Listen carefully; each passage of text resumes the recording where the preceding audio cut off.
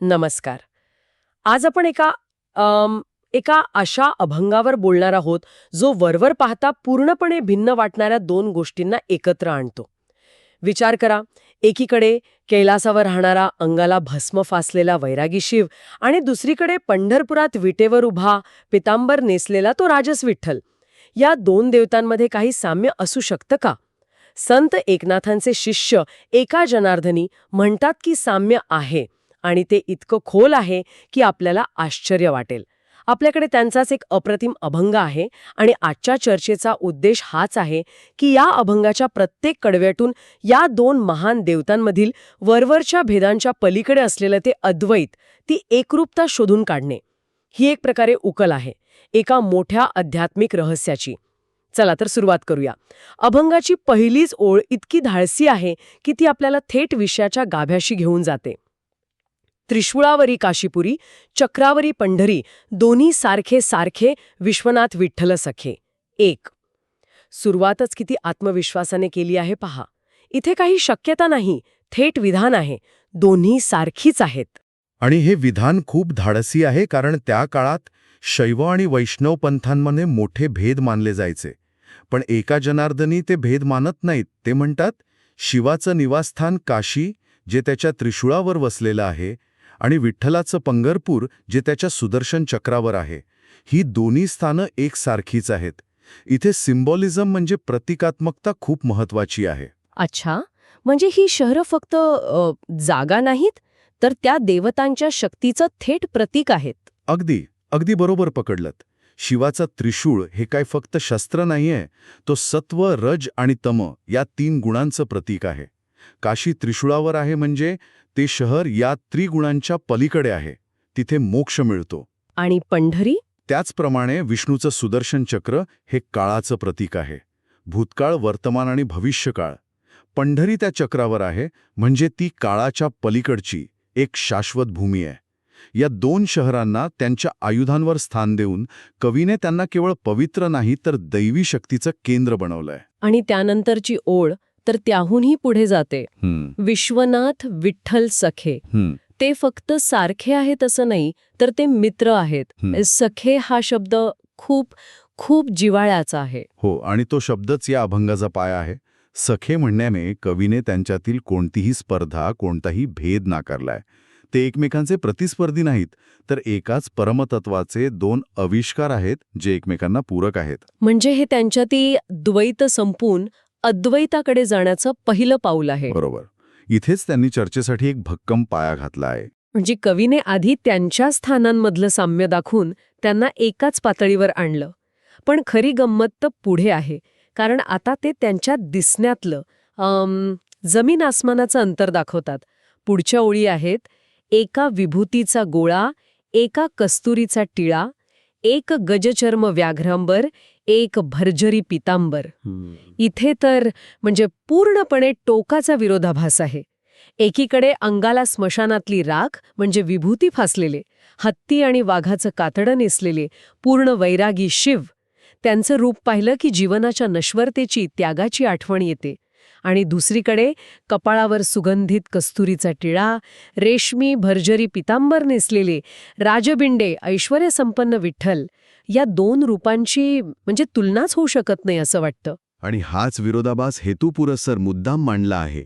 ही दोन रूपं म्हणजे दोन भिन्न जीवनशैली आहेत, दोन भिन्न तत्वज्ञानं आहेत. अच्छा. शिवाचं रूप वैराग्य, त्याग आणि भौतिक जगापासून संपूर्ण अलिप्ततेचं दर्शन घडवतं.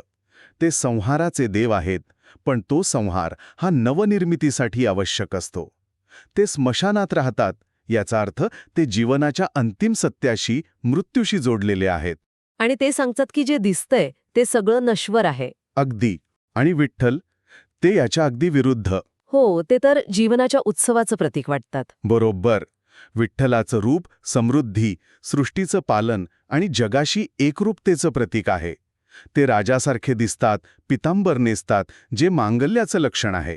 ते जगाचं पालन करतात, त्यामुळे त्यांचं रूप आकर्षक, प्रेमळ आणि ऐश्वर्यसंपन्न आहे. कवी हे दोन टोकाचे विरोधाभास आपल्यासमोर मांडून हेच सांगू पाहतो की परमात्म्यापर्यंत पोचण्याचे मार्ग वेगवेगळे असू शकतात. एक त्यागाचा, वैराग्याचा. आणि दुसरा जगामध्ये राहून आपलं कर्तव्य पार पाडण्याचा प्रेमाचा मार्ग आहे. मला हे ऐकून नेहमी एक विचार येतो की आपल्यासारख्या सामान्य माणसासाठी विठ्ठलाचं राजस्वरूप जास्त जवळचं वाटतं, कारण ते आपल्या जगण्याशी, आपल्या नात्यांशी जोडलेलं आहे.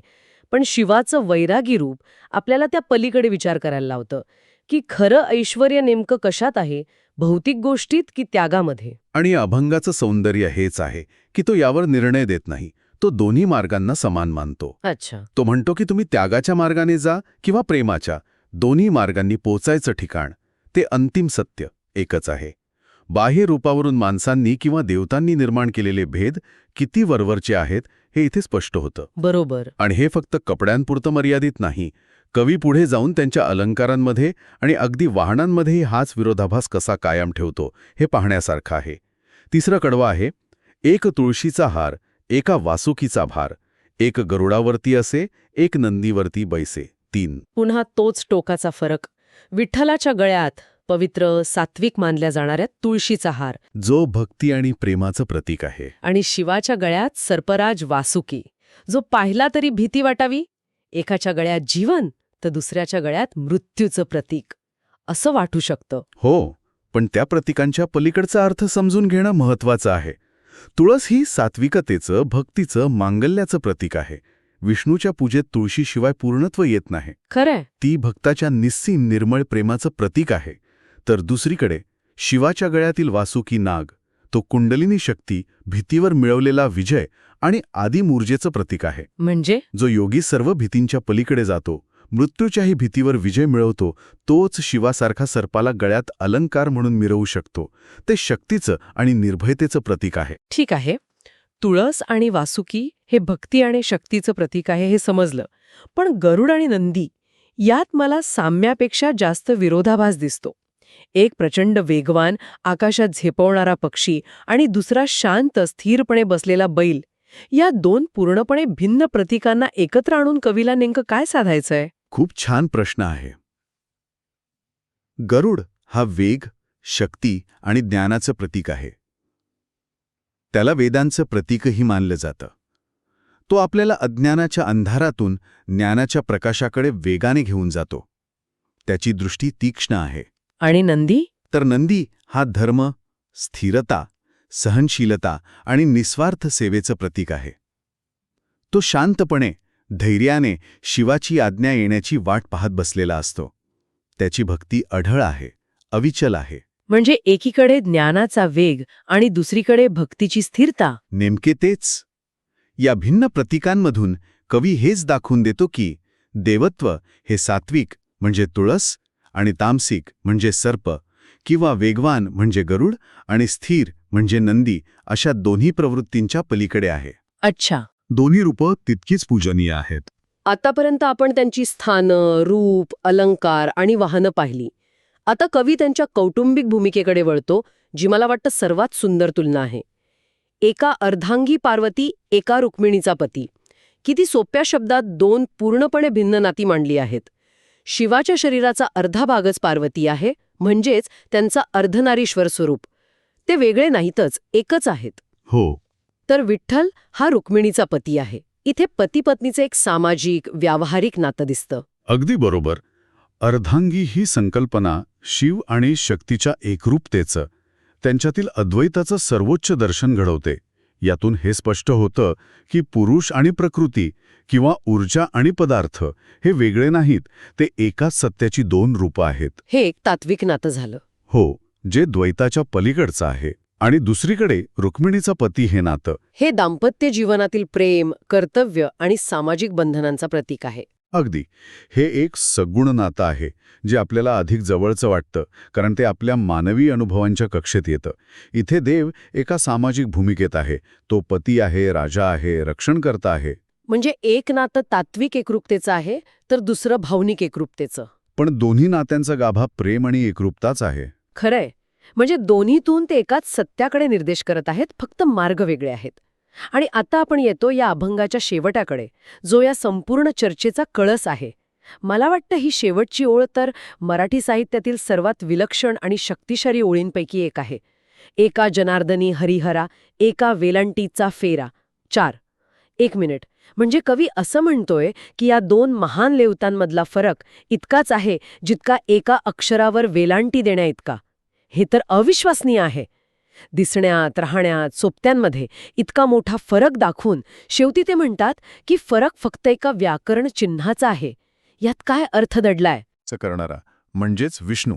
अच्छा, दोन्ही नावांचा अर्थ एकच आहे? हो, एका जनार्दनी म्हणतात की या दोघांमध्ये काहीच फरक नाही, केवळ एका अक्षराच्या उच्चाराचा, एका वेलांटीचा फरक आहे. ह आणि र ही दोन अक्षरं दोन्ही नावांमध्ये समान आहेत. फक्त र ला एक वेलांटी लावली की हरी होतो. म्हणजे एका लहानशा भाषिक बदलाने नावाचा उच्चार बदलतो, पण मूळ गाभा तोच राहतो. नेमका हाच मुद्दा आहे. या भाषिक खेळातून कवी एक मोठं तत्वज्ञान सांगतो. ते म्हणतात की देवत्वातील भेद हे केवळ वरवरचे आहेत, नावापुरते आहेत. आपण त्यांना वेगवेगळ्या नावाने ओळखतो, वेगवेगळ्या रूपांत पाहतो, पण मूळ तत्व एकच आहे. जसं सोन्यापासून हार आणि बांगडी. अगदी. नावं आणि रूपं वेगळी, पण मूळ धातू सोनच. तसंच मूळ परमतत्व एकच आहे, फक्त त्याची रूपं हरी आणि हर अशी वेगळी आहेत.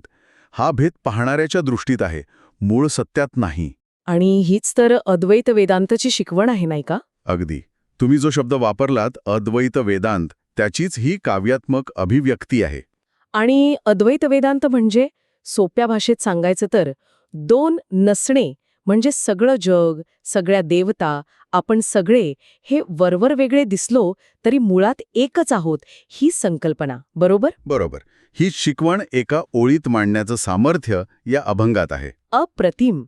तर आज आपण पाहिलं की कशा प्रकारे एका जनार्दनीनी काशी, पंढरपूर, भस्म, कस्तुरी यांसारख्या पूर्णपणे भिन्न दिसणाऱ्या प्रतीकांमधून प्रवास करत शिव आणि विष्णू यांच्यातील अद्वैत, त्यांच्यातील एकरूपता किती सहजपणे आणि सुंदरतेने सिद्ध केली आहे. हो, आणि या अभंगाचा सार हाच आहे की विविधतेत एकता कशी शोधावी. आपल्या आजूबाजूला अनेक भेद दिसतात, फरक दिसतात, माणसात, विचारात, संस्कृतीत. पण त्या वरवरच्या भेदांच्या आणि फरकांच्या पलीकडे जाऊन त्यामागील एक संध सत्य पाहण्याची दृष्टी हा अभंग देतो. अगदी खरंय. हे केवळ देवतांपुरतं मर्यादित नाही, तर हे तत्वज्ञान मानवी जीवनातही तितकंच लागू होतं. संपूर्ण चर्चा ऐकल्यावर असं वाटतंय की हा अभंग फक्त देवतांबद्दल नाही, तर आपल्या पाहण्याच्या पद्धतीबद्दल आहे. आपण गोष्टींना कसं पाहतो यावरच सगळं अवलंबून आहे. निश्चितच. हा दृष्टिकोन बदलण्याचा अभंग आहे. भेद पाहण्याऐवजी अभेद पाहण्याची सवय लावण्याचा हा प्रयत्न आहे. आणि जाता जाता एक विचार मनात येतोय.